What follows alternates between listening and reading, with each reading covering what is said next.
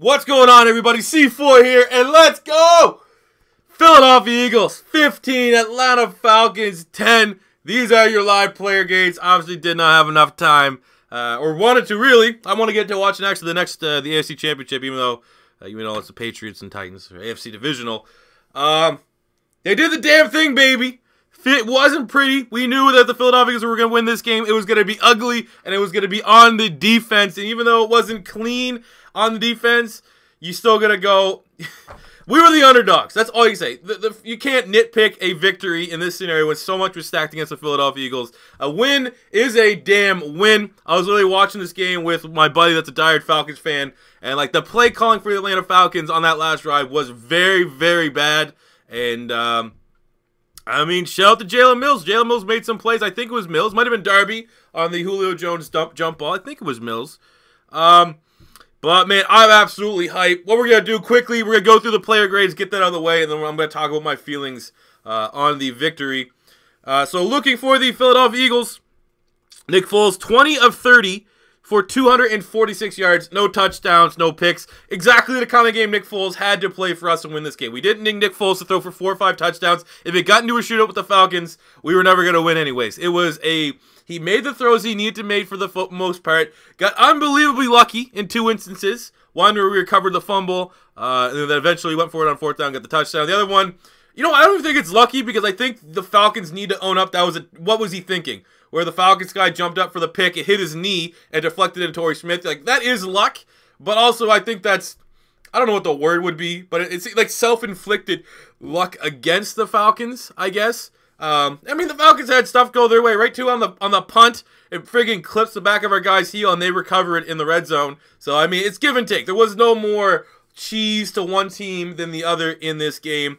But Nick Foles did a job, man. He went in there. He did not play like he did against the Raiders. He did not play like he did against the Cowboys, even though it was limited action. He went in there and did exactly what he needs to do for the Philadelphia Eagles to make a legitimate run at this Super Bowl. Now, I know...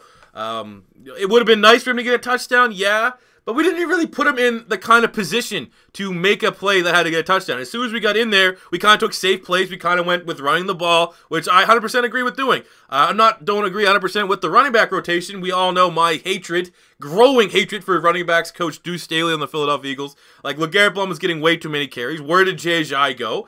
But Nick Foles, we're talking about him, did the job. He's getting a B+. And I find it hard to give. I don't want to be biased or like that and give him like, oh, you did an A+, he did everything he needed to.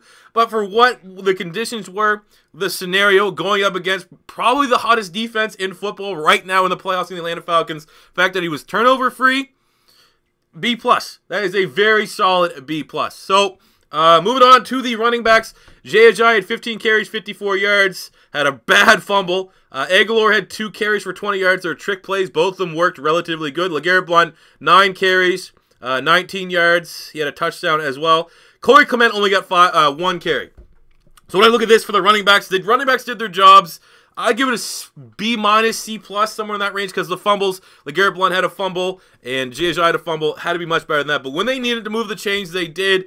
And really the only thing that I hold against this, again, it goes back to Deuce Staley. J.J., you should have took LeGarrette Blount when they give him the ball in the red zone. I was like, all right, I guess if you have to get LeGarrette Blount carries, give it to him within the 5-yard line. He's big enough, especially if we can get a little pile-up and our offensive line can kind of help him get pushed in to the red end zone. We'll take that. But for 9 carries, give friggin' Blount needs to be getting 5. J.J. needs to be getting 20. Whatever you're going to further. If J.J. you only want him to get 15, give those additional carries to Corey Clement. Looking at the future of this backfield, it is going to be Corey Clement and J.J. And I'm very hyped for that to be our backfield next year. LeGarrette Blount's not coming back. But, I mean, the positives, man, that LeGarrette Blount run was pretty well executed. A little bit of a C4 special there. Wasn't an all-out C4 special, but I respect what they were doing. But, again, they get, the fumbles. That was such... I was so upset. On that opening drive, Nick Foles had a terribly underthrown Hail Mary type pass. Wasn't really close to getting intercepted, but it wasn't even close. I think it was Torrey Smith downfield, but it drew a PI. I think it was 46 yards, and then J.J. got like a 10, 12-yard run and then fumbled the balls like that. It's not going to be a good game. We're in for a long day. Luckily, they're able to turn around to the run game. I'll give them a C+ on the day. Wide receivers, Alshon Jeffrey, 4 catches, 61 yards, 3 for 44 for Ajayi. 5 for 31 for Clement, so lots of screen passes. 3 for 32 for Zach Ertz. 3 for 39 for Torrey Smith. 3 for 24 for Mr. Aguilar.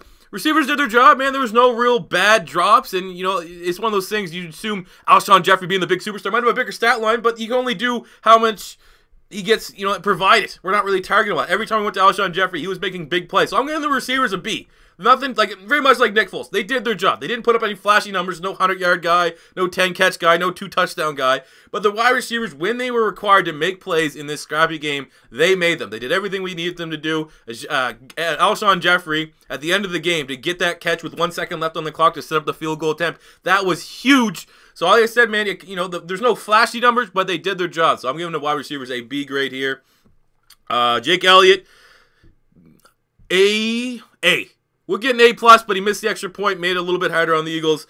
But Jake Elliott must be maybe the most polarizing kicker in the NFL. You feel absolutely confident anything beyond 50. If it's a 63-yarder to win the Super Bowl, I am more confident that Jake Elliott's going to hit that than a 21 or whatever, a chip shot field goal. So, you know, two-kicker system. Get Caleb Sturgis for the short kicks. Get Jake Elliott for the long. I don't know. But special teams, you know, they did a decent job. I don't think you can really hold them too much responsible for the fumble, the turnover, I guess, where they got blocked into the kick. That was just luck. Like that, you know. When I made the tweet about that, I was like, yes, because that needs to happen. The Falcons need that to happen to like keep up with the Eagles that lost our, you know. Do the Falcons even have any injuries? I can't name one injury that the Falcons have right now on their team. Where the Philadelphia Eagles, obviously, Carson Wentz, Lane Johnson, Jordan Hicks. But anyway, special teams did a good job. Looking at the defense, A+. The only bad thing, the only criticism I have about the Eagles defense was on the final drive when they had Malcolm Jenkins covering Julio Jones one-on-one. You need to understand in that scenario, you got a timeout. There's maybe, like, unless, like, really off the top of my head, unless you're Xavier Rhodes, there's probably not another corner in this league that you say, yeah, let's go, one-on-one versus Julio Jones. I think I like my guy's chances. Especially when it's Malcolm Jenkins, who's having easily his worst season as a Philadelphia Eagle. When you see them one-on-one like that, you gotta call a timeout. You need to know you are not in the right type of scenario for that. But other than that, A+. We won this game on our defense. You know, it's not the same Atlanta Falcon offense that's prolific from the year before. They have Steve Sarkisian, who had very, very questionable play calls throughout this game. Like, what was that shovels pass to Taron Ward? Like, what is that? Tevin Coleman's having an outstanding game. Freeman was nothing. That was our defense. As I said, watch my preview videos. I might know a thing or two. I said right away that Devontae Freeman is the type of running back Philly can stop. Tevin Coleman's the guy that worried me. Who was the running back that made the plays? Tevin Coleman. And to put Taron Ward in there for like a, you know, it looked like a softball pitch, like something with Brett Favre. It was, you know, like I said, Falcons played a good game. Falcons played a good game, as good a game as you can expect in the conditions. I still feel that Philadelphia probably shouldn't have been the underdogs. I think considering our defense and the home field advantage. But ultimately, guys, like I said, the grade for the defense, A+. They did their damn job. 7 tackles, a big sack from Rodney McLeod. He had a great game. Ronald Darby had 7 tackles. Only really bit on 1 play from Julio Jones, which was very nice. Malcolm Jenkins had 8 tackles. He had a solid game, like I said, outside of that 1 play on Julio, where Malcolm, maybe being obviously it's a football play, they're confident in their skills. I think Malcolm should have saw that play and been like, I'm not going Julio. That's who they're throwing it to. Call the timeout. Fletcher Cox, 7 tackles, a sack. Nigel Bradham had a sack. Michael Kendricks had a very, very strong game. 4 tackles, had a dropped interception. It would have been close. I'm not going to say it was a dropped interception, but would have been pretty damn good. Jalen Mills had a very, like, no one on the defense had a bad game. Brandon Graham made some tackles around the line of scrimmage. Jalen Mills did his job. So, like I said, this is the only way Philly was going to win this game, was Nick Foles had to play turnover-free football, we had to run the ball, and we had to have our defense show up. All 3 of those things happened, and in a perfect scenario, we had to deal with our own little bullshit. There was a terrible, terrible call in the red zone. I don't know who was, maybe it was Sanu or something like that, where they flagged Philly for an illegal hit to the head. That was terrible. You had the cheese of Philly getting blocked into their own punt return or whatever, and the Falcons got the ball in red zone. And I was like, yeah, right, there's some cheese there. But then you had, like I said, for the Philadelphia Eagles, you had the wonky interception and Nick Foles being able to fall on his own fumble. So I think the cheese, you know, kind of canceled itself out, and the better team won on this day. And, you know, if I'm a Falcon fan, I'm thinking, all right, the Eagles are pretty solid.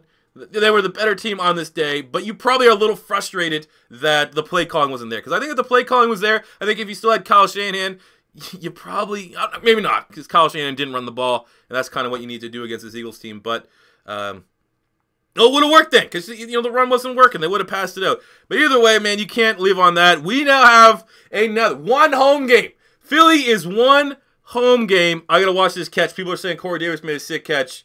God damn it, I need to see that. We gotta wrap this up. Go Titans, first and foremost. Go Titans, baby! But we are one. I know there's over 200 people watching this. We are one home game away for being in the Super Bowl. And I know I'll probably want to see the Vikings over the Saints. Either or. The way our defense played this week, the momentum that our offense and Nick Foles have gained from this performance, I'm not going to say we're favorites. Both the Vikings and the Saints are incredibly tough teams.